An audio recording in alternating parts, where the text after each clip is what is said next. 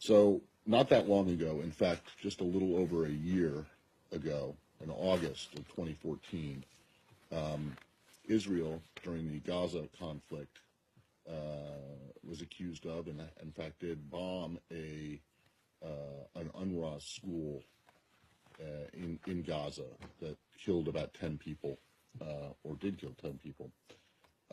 At the time, this building, in fact, the spokeswoman issued a statement that was very, very strong, saying the United States is appalled by today's disgraceful shelling outside an UNRWA school in Rafah, sheltering some 3,000 displaced people.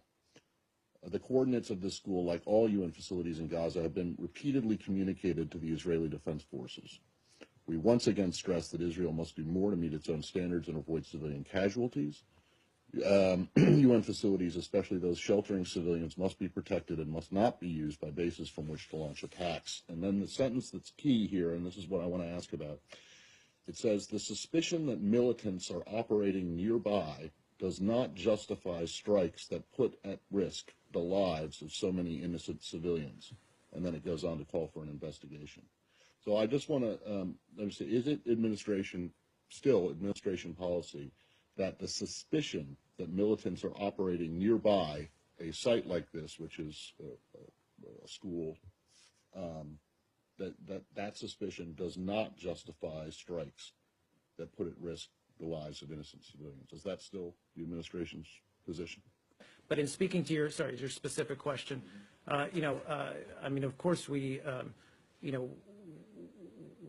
take every measure possible and would encourage any government in the world to take any measure possible, every measure possible to avoid civilian casualties, even when that involves close quarter combat. Right. I understand that, yep. And I understand. But my question was not about the idea, and I'm not challenging the idea that you take that the military makes every effort to avoid civilian casualties. What I'm most curious about is that this statement said the suspicion that militants are operating nearby does not justify strikes, and the military said that it was called in because the Afghans asked for it.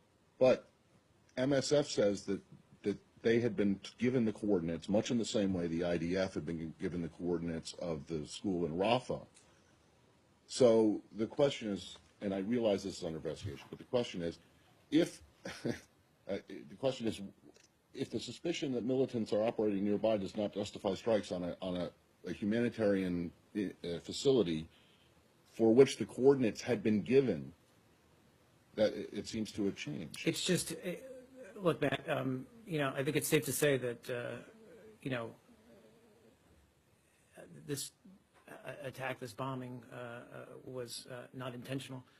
I can't get into what may or may not have happened on the ground, whether the coordinates were known, whether they were acknowledged. It's just too much speculation at this point. Okay. So you'll hopefully give me a pass if we wait for the investigation to run its course. And that's fine. I understand it. But in the case of the Rafah situation, you called for a full and prompt investigation of this incident as well as others like it. That statement began by saying that the U.S. is appalled by the disgraceful shelling. That's before an investigation had even happened. So can you say now, knowing what you did, that this shelling of this hospital was disgraceful and appalling? Again, I would only just reiterate our sincere condolences to the victims of this attack, and just again underscore the fact that we're going to investigate this thoroughly.